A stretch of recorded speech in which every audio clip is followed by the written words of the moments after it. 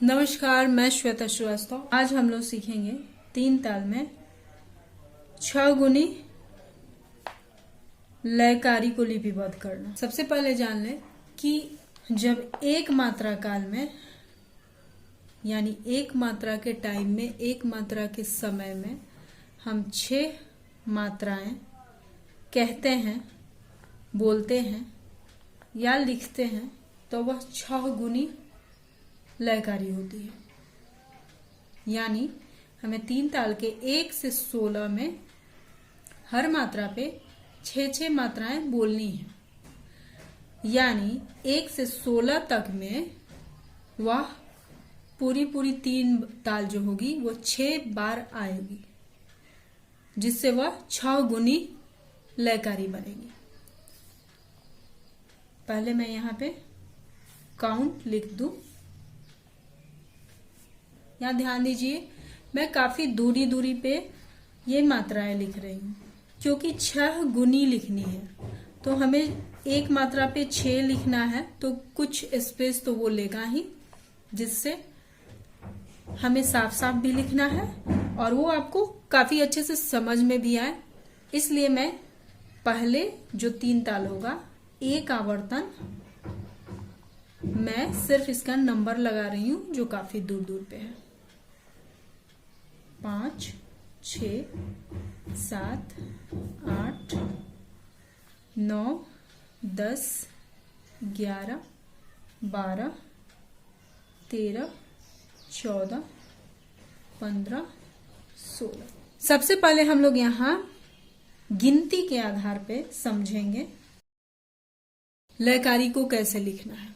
यानी ये जो है गिनती के आधार पे, ये सिर्फ आपको समझाने के लिए है।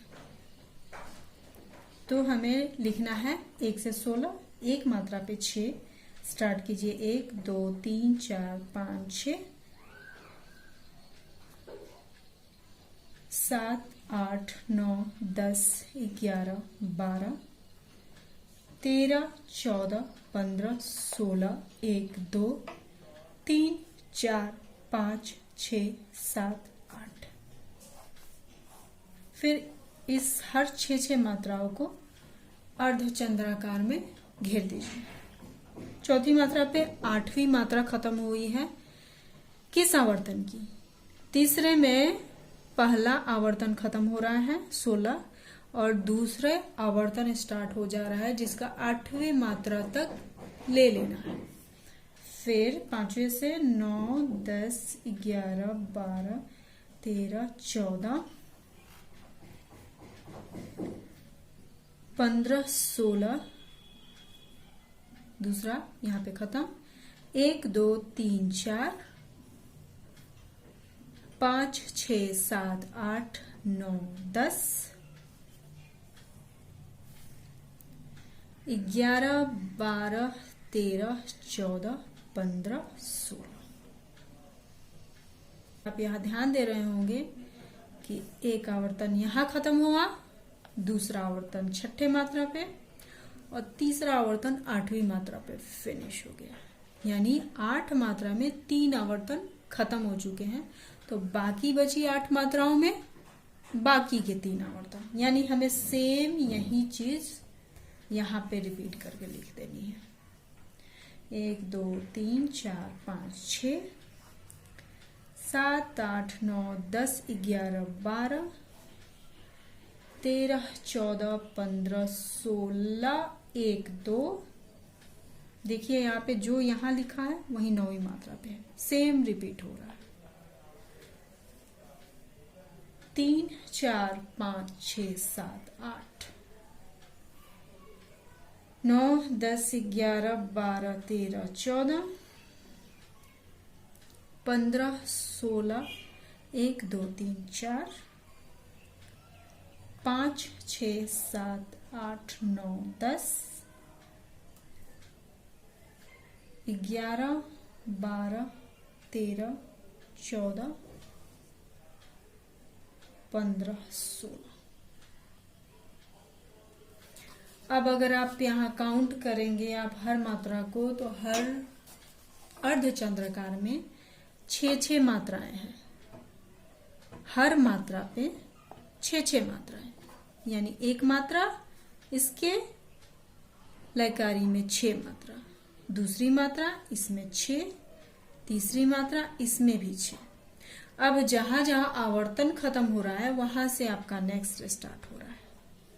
तो आप पहले पूरे आवर्तन को गिन लीजिए। एक आवर्तन में 6 बार 6 गुनी लय के लिए कोई भी ताल का पूरा पूरा आवर्तन आएगा।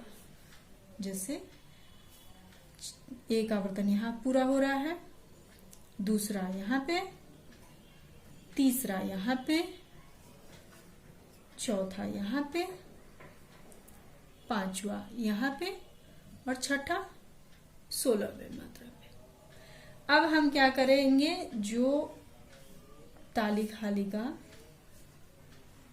चिन्ह होता है उसे हम अपने यथास्थान यथा मात्रा पे लगा लेंगे। जैसे 9 पे 0 होता है, 13 पे तीसरी ताली। विभाग हमने 4-4 का लगा लिया। ओके, ये हो गया गिनती के आधार पे लयकारी पूरी। लेकिन मैं यहाँ आपको एक चीज समझाना चाहूंगी कि जब हम पढ़ंत करते हैं ना, तो इसी गिनती के आधार को दिमाग में रखते हैं। अब देखिए चौथे मात्रा पे आपका खत्म हो रहा है एक पूरा आवर्तन और प्लस 8 आधी मात्रा।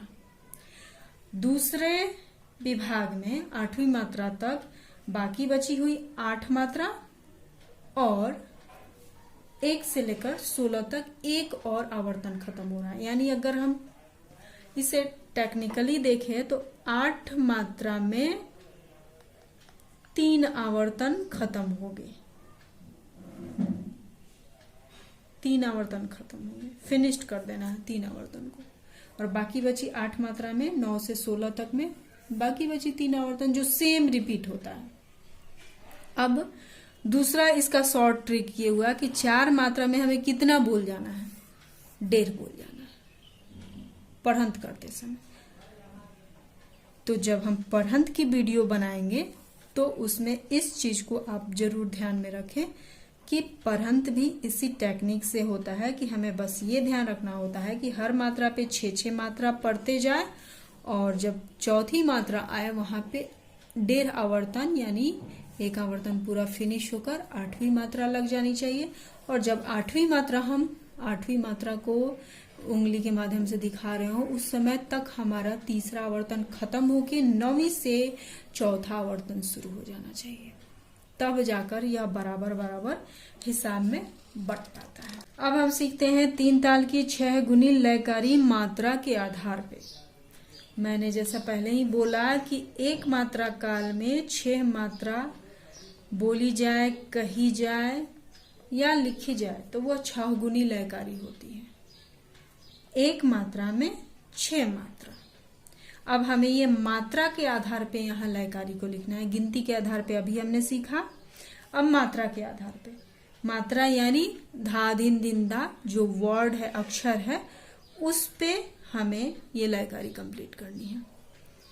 इससे फिर हम लोग इतना स्पेस देकर लिखेंगे क्योंकि एक मात्रा पे हमें 6 मात्राएं लिखनी है तो कुछ स्पेस जाएगा। और इसे हम विभाग वाइज लिखेंगे 4, फिर 5, 6, 7, 8, 9, 10, 11, 12, 13, 14, 15, 16। ये हो गया आपका 3 ताल का एक आवर्तन। अब हमें 6 गुनी लयकारी के लिए 6 मात्रा अगर हर मात्रा पे डालेंगे तो 3 ताल को पूरे पूरे 6 बार लिखना होगा। ओके, शुरू करते हैं। धा, धिन, धिन, धा, धा, धिन। ये हुए 6। आपको ये ध्यान रखना है कि कंटिन्यू आपको लिखना है, मतलब कहीं से बीच में से मात्रा नहीं उठानी है। जो जैसे खत्म हुआ, जैसे धा दिन दिन दा, धा दिन दिन दा, धा तीन तीन ता, तो आप बस गिन लीजिए 6 कहाँ पूरा हो रहा है। धा दिन हो गया। अब इसका बचा हुआ धिन, धा, धा, तिन, तिन, ता ता धिन धिन धा। ये एक आवर्तन यहाँ खत्म होने पे आ रहा है, बट अब ये पूर्ण नहीं हुआ है, तो हमें अगले आवर्तन से मिलाना होगा धा धिन धिन धा धा धिन धिन धा। आप देख रहे होंगे कि जहां पे एक आवर्तन पूरा हो रहा है वहां पे मैं कॉमा दे रही हूं ताकि ये पहचान में आए, हमें बार बार शुरू से न गिनना पड़े। ये सहूलियत भी होती है और आसानी से आपको समझ में भी आता है। नेक्स्ट, यहाँ तक 8 मात्रा हमने खत्म किया है और बाकी के बचे 8 मात्रा इधर लिखेंगे। धा तिन तिन ता ता धिन धिन धा धा। यहाँ फिनिश हुआ दूसरा, तो कॉमा लगा देते हैं। फिर नेक्स्ट न्यू स्टार्ट करेंगे, तीसरा आवर्तन धा धिन धिन धा। 7वें मात्रा के लिए धा धिन धिन धा धा तिन तिन ता ता धिन धिन धा। यहाँ पे तीसरा आवर्तन फिनिश हो रहा है। जैसा कि मैंने काउंटिंग में भी समझाया कि 8 मात्रे में 3 आवर्तन खत्म हो जाते हैं, तो हमें क्या करना है, सेम ये देखकर अगर आपको कंफ्यूजन है गिनने में या परेशानी होती है तो बस सेम ये उठा के आप नकल मार के यहाँ लिख दे सकते हैं, क्योंकि अब 9वीं मात्रा से सेम यही स्ट्रक्चर यहाँ रिपीट हो जाता है। 8 मात्रे में 3 बार लिखना है आवर्तन को और फिर 8 मात्रे में 3 बार लिखना है, यानी 6 आवर्तन हो जाएंगे जब, तो 3 ताल की 6 गुनी लयकारी बन जाती है। वैसे भी हम लोग नकल मारने में काफी एक्सपर्ट होते हैं, स्टूडेंट्स जो भी होते हैं। वापस लिखिए, धा धिन धिन धा धा धिन। ध्यान दीजिएगा सेम ये चल रहा है, धिन धा धा तिन तिन ता। फिर 11 मात्रा के लिए ता धिन धिन धा। देखिए जैसे यहाँ खत्म हुआ था कॉमा लगा, वैसे ही यहाँ भी 4 मात्रे पे कॉमा लगा है, यानी ये तीसरा आवर्तन और चौथा यहाँ पे खत्म हो रहा है 11वीं मात्रे पे। फिर नेक्स्ट लगाएंगे धा धिन। फिर आगे के लिए धिन धा धा धिन धिन धा। यहाँ भी आपका चौथा आवर्तन खत्म हुआ और 5वें का 8 मात्रे तक लिख लिया आपने। अब यहाँ 5वां पूरा फिनिश करना है, बाकी बचा 8 मात्रा। तो धा तिन, जो ये हिस्सा है, तिन ता ता धिन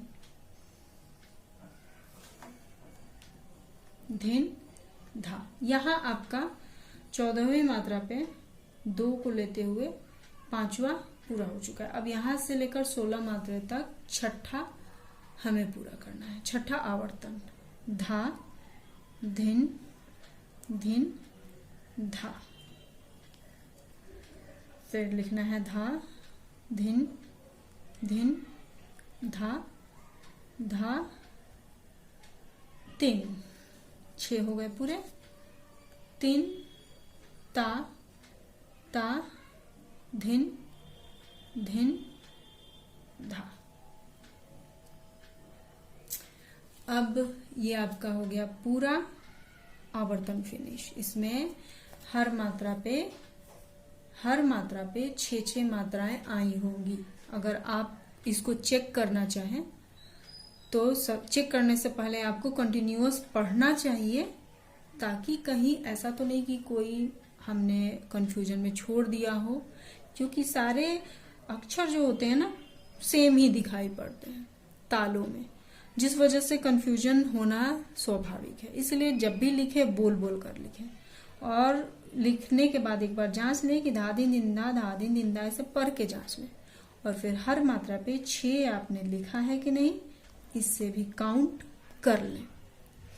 अब क्या करना है, लास्ट हमारा काम बचता है मात्रा सम, ताली खाली जो भी है, 5वीं मात्रा पे दूसरी ताली, 9वीं पे खाली और 13वीं पे तीसरी ताली लगा लीजिए। विभागों को बांट लीजिए। हमने 4-4 के रो में ही लिखा है, इसलिए विभाग बांटने में कोई दिक्कत नहीं आएगी।